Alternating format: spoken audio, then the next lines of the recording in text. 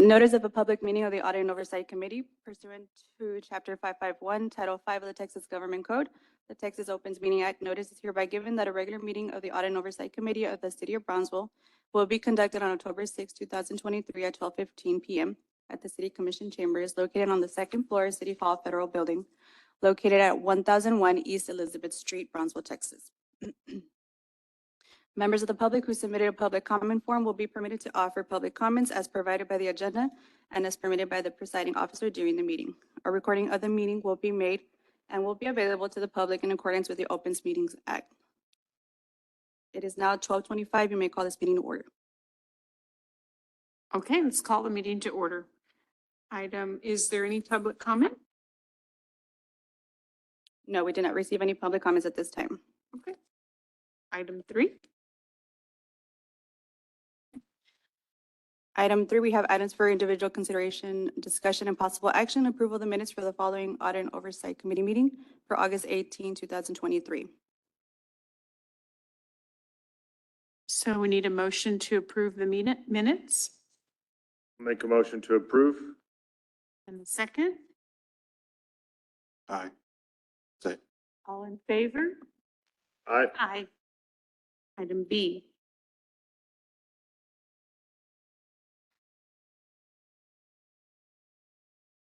Item B, we have City Auditor's Office updates, items 1 through 9.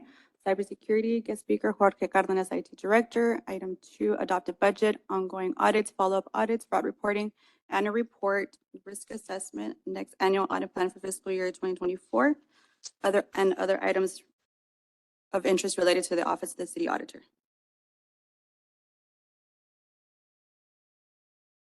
Good afternoon. We're going to start by allowing Mr. Jorge Cardenas, IT Director, to speak to you on the topic of cybersecurity.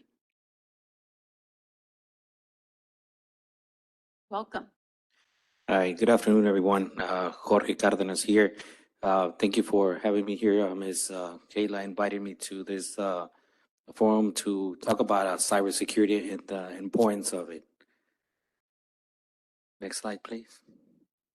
All right, so I've been here in the city for about 13 months, and one of the things that I have noticed on the local governments is we have a room for improvement on awareness on what is cybersecurity and how it can really affect the city. So in this slide right here, we see 9 things that I've been working on the past 13 months. And one of the most important ones is educating the employees, because the employees are that first line of defense, and they are the ones who usually get targeted. Hackers usually try to steal their identity, send them emails to get them to click on a link to steal their passwords or install a virus in their computer. So I've been spending a lot of time. Maybe y'all seen some of the emails that I usually send to just kind of keep that constant reminder, to let them know the need and the things that they can do to better secure our infrastructure. And with those emails is the use of strong passwords. I also send an email to the users on, where they can go and test their password to see their strength. And right now the statistics show that 88% of the ransomwares or hacking occur via identity, people stealing people's credentials because their password is too weak. So there's raising awareness on that as well. The other one is constantly, push updates, security updates on our workstation, which is the laptops, and also on all of our servers and switches to better secure, the connection within the city devices. So that's, security software. The other one that we worked recently is backing up all of our data. So that's very important because nowadays it's not when, if it happens, right? It is when it happens.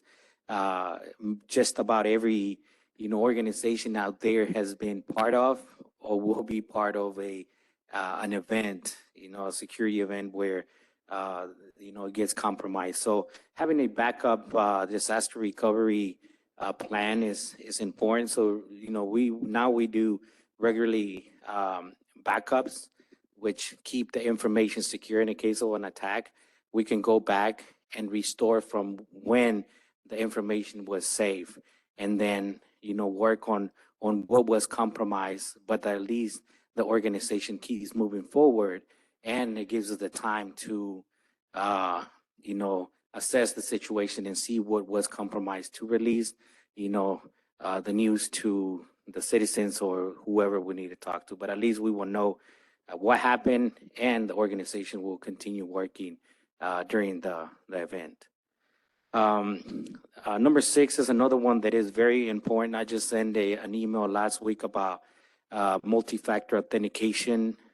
That is pretty much something that CISA from the state mandates that every local government must have a multi-factor authentication.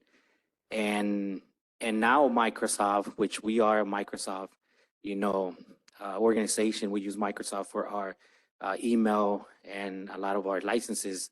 So they said, starting this year, they are mandating all enterprise organizations, they must have MFA or multi-factor authentication, and it must be the application in the cell phone. So we working with the departments to try to get that done as well. Again, is there just an additional layer of security to protect the user's account, passwords.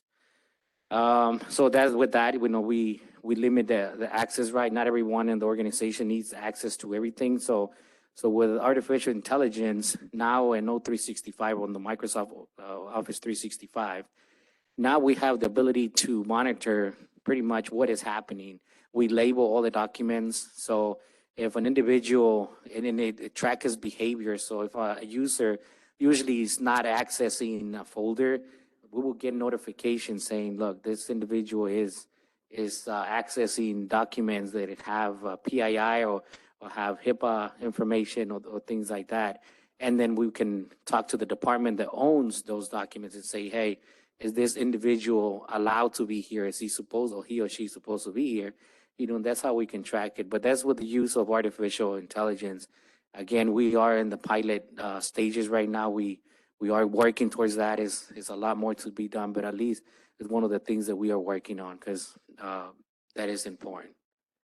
The other one is regular audits. So with the artificial intelligence is constantly conducting audits on what is happening with the documents, also audits on who's accessing what systems. And we have what is called CrowdStrike Falcon Complete. Is our endpoint and antivirus system, which the same thing, it will look at the behavior of the users to see what they're looking at, where they're touching, where they're opening, and if it gets to a point where it is doing it over and over, it will lock that individual's account. So we constantly trying to fix those issues. And then the last one, the incident response plan. I created a IRP, what we call it in the department, where now everybody should know what to do in case of an attack. A couple of weeks ago, one of the users was a victim of what they call SIM swap. So the hackers, they take your phone, SIM card information, and they clone it to their device. So they pretty much try to log in from, can be anywhere in the country, and they can actually just request a password. You know how if you have multi-factor authentication, it sends you a text or your multi-factor authentication, and then you can log in. It's pretty much authenticating that it is who it said it is. So in this case, that user information was stolen, and a person in Florida was accessing her account. Luckily, again, our systems were able to detect it. They're like, okay, this person has never connected from that location. So we got a notification And immediately we went to that individual, say, are you in Florida? And she's like, no, I'm here in this department. And then we were able to lock her account, reset the password, contact the Verizon, and we cleaned up her SIM card for the Verizon cell phone. Those are some of the things that we are doing. But again, to emphasize on educating, emphasize on protecting the password, and and always be on the lookout for what might come in your email, because they're getting very creative. You can just get some emails that you think they are real, but they're really trying to get you. So thank you. Kim, any questions from? Okay, thank you very much. Thank you, sir. I agree. And you will see us in multiple folders with PII, just fair warning. Everybody on the Audit and Oversight Committee and the City Auditor's Office, based on the charter. So we try to always put that in there. If we have to open a ticket, we'll put that on there. But thank you so much. This is a very timely issue because there have been a lot of issues. Like, I want to say, what was it? Las Vegas, MGM Grand, Dallas got hijacked. And yes, they are getting more and more wily as we go. So item B2, adopted budget, Office of the City Auditor. Last time we checked the website, the adopted budget was still not posted on the public-facing website. However, we ran a report, Daniela ran a report for us from Logos, because we were surprised before by the proposed budget, which was also less than what we asked for.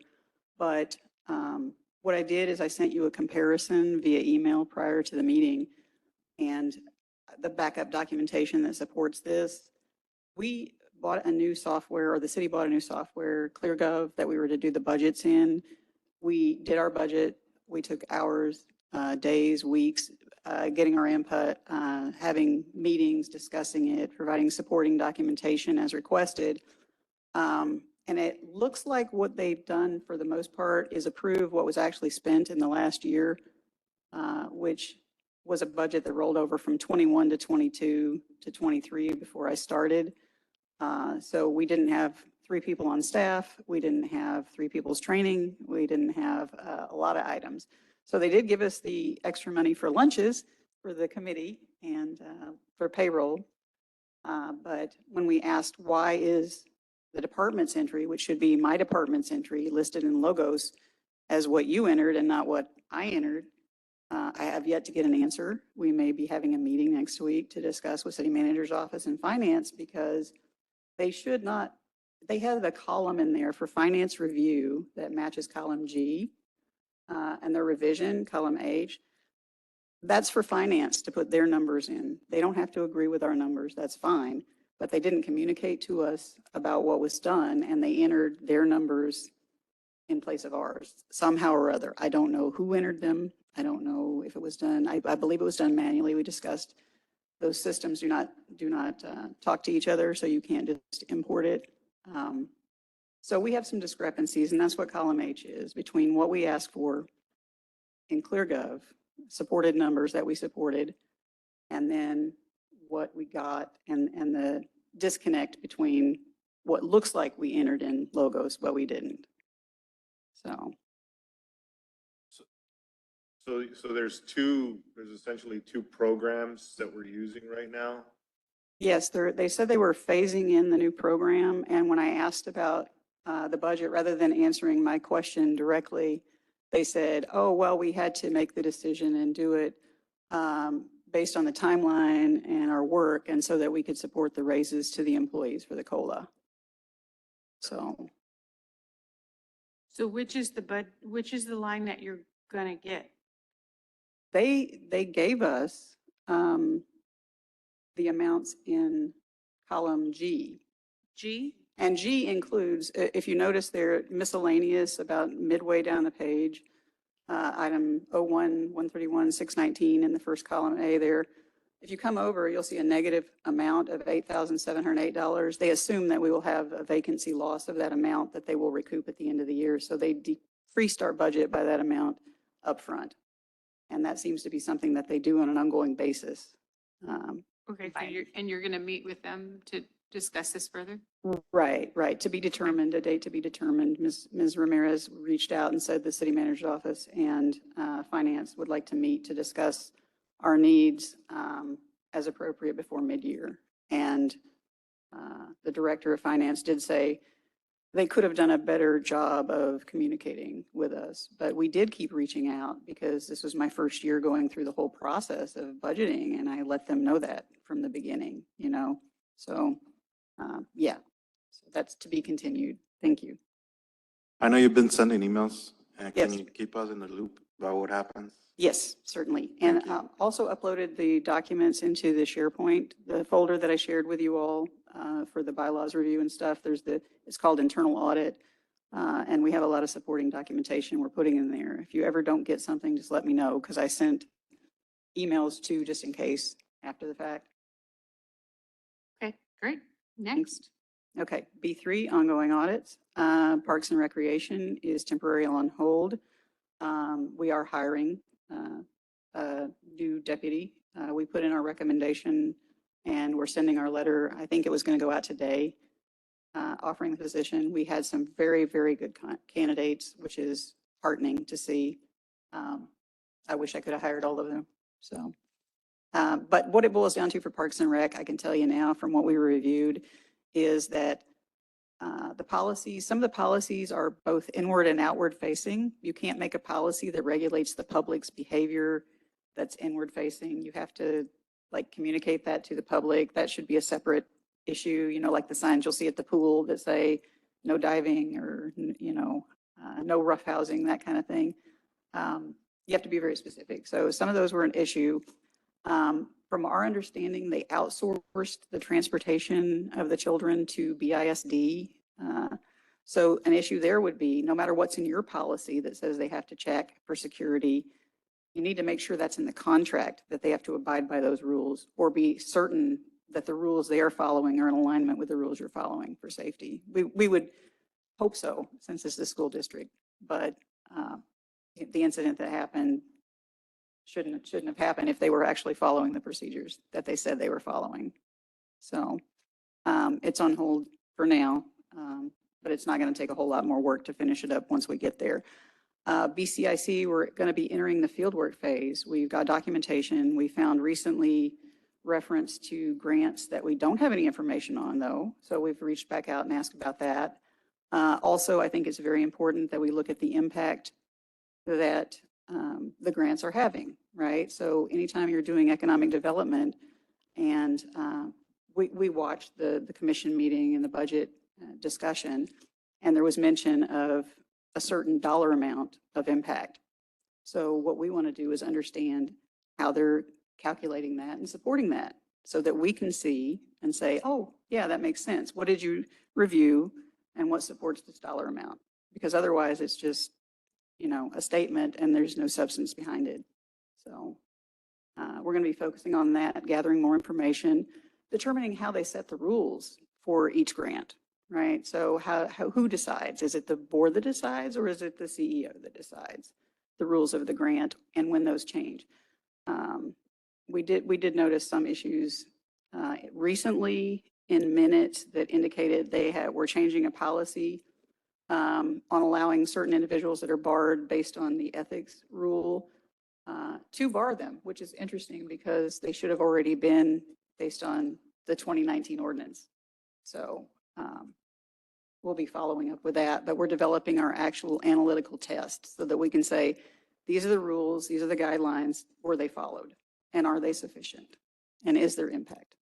So property and evidence will be next because it's still a high risk item. Our reports can be found at the following link. If you go to the city webpage, 2103 reports. You can also find it by going to the city auditor webpage. Follow-up audits.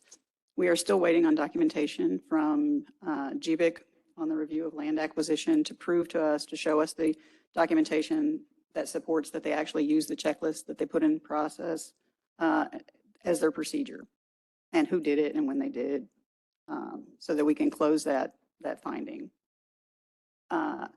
financial disclosure and ethics review, there's been some progress. City Secretary has a tracking system now in place.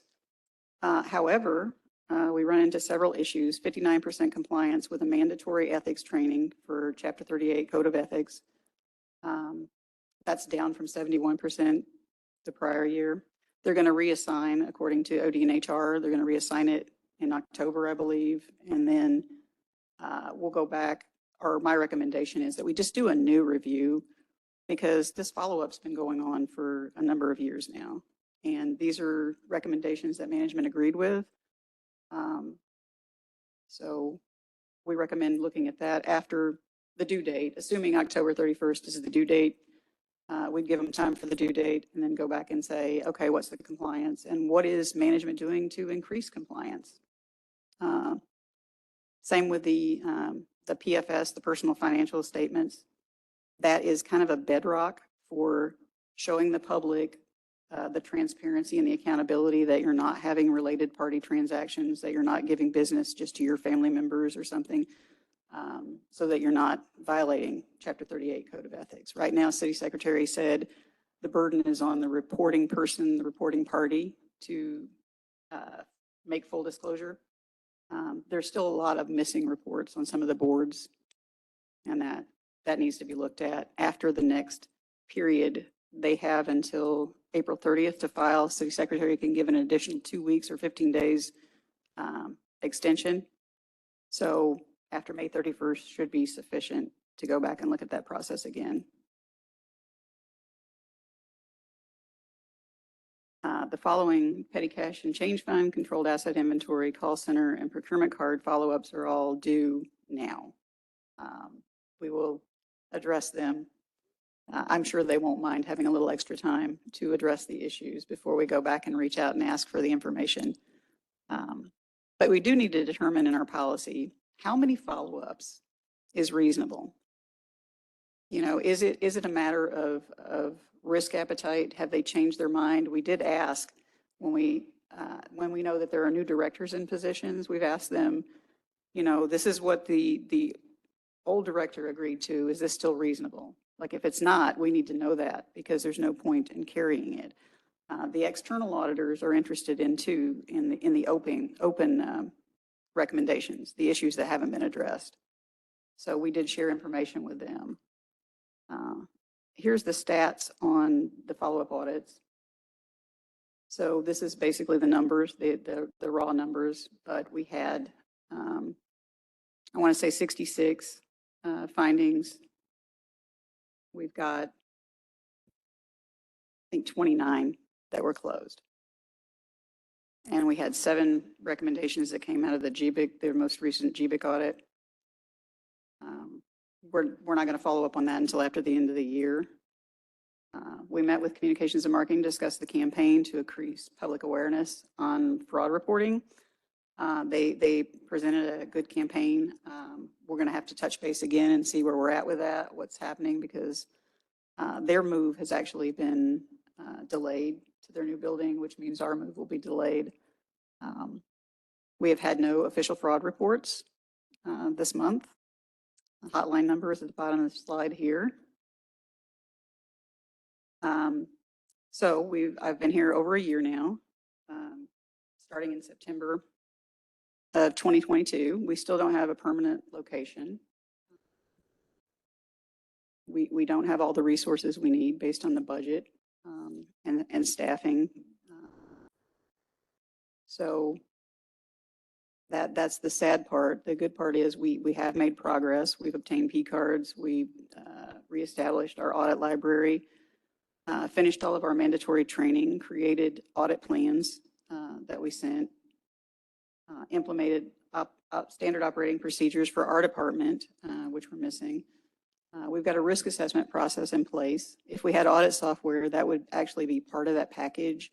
And then we could communicate through that with the different departments and boards. But here again is the statistics, and you're going to see these in the annual report for fiscal year 2023. 51.5%, 51.5% of the findings remain open from 2020 and 2021 reports. So little over half. So we had the one special follow-up, one special audit, one special follow-up report for the BPUB right-of-way. We updated job descriptions, filled out job analysis questionnaires, interviewed, hired. We're doing it a second time. We reviewed audit software, data analysis software, got soft quotes pending a budget because we can't move forward on anything until we actually have a budget amount that we know we can work with. So we created and input the request. We took over scheduling for these meetings, reviewed and commented on the bylaws, which we provided comments for, met with the external auditor, Carr, Riggs and Ingram, to discuss our potential collaboration and how we can assist each other. They shared some information on controls with us, for which we were grateful, specific to the BCIC audit, their understanding of how the controls work and what's in place. We produced and submitted the annual report of our activities for the previous year. Here is the risk assessment at B7. I think we invited you to the folder too, so that you could see what we're doing. So we have this very simple 10 questions. We want to look at staffing because if you don't have a full staff, that's going to increase your risk of not meeting your goal or your objective. That's at the bottom there. That's the risk questions. And that's how we're going to, in the future, rank the projects that need to be done and looked at. There are so many right now that really need to be looked at and not enough time. But we asked them, what are the programs or departments within your department or your division? Where are your staff located? What guidance do you follow? That's important, not just for us, but for anybody that walks in there to see what the applicable guidance is for that department, whether it's federal, state, local, nesting information. What controls they have in place. We shared information from COSO, the Committee of Sponsoring Organizations. It's basically best practices for internal controls. We want to know what IT systems or software they're using on a regular basis, because that's going to vary from department to department, and that will be an actual document that you will have access to look at too, since you have the overarching responsibility for some of these items.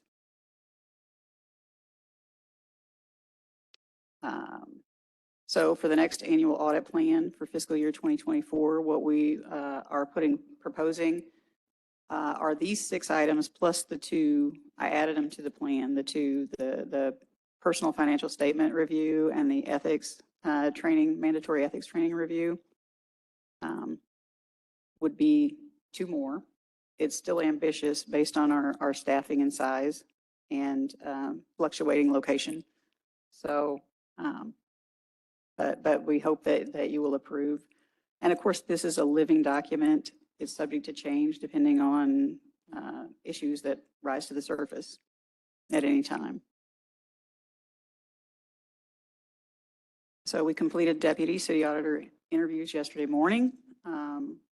No progress on our move. This is the other items, and we've kind of touched on them briefly already. We're gonna get back on the Logos project. We did speak with the director, and then the external auditor was coming in at the same time. So we had to get the reports together for the annual report and the audit plan. So that preempted our Logos project. Do you have any questions? They give you a timeline of when they think the issues with marketing will work out for your move?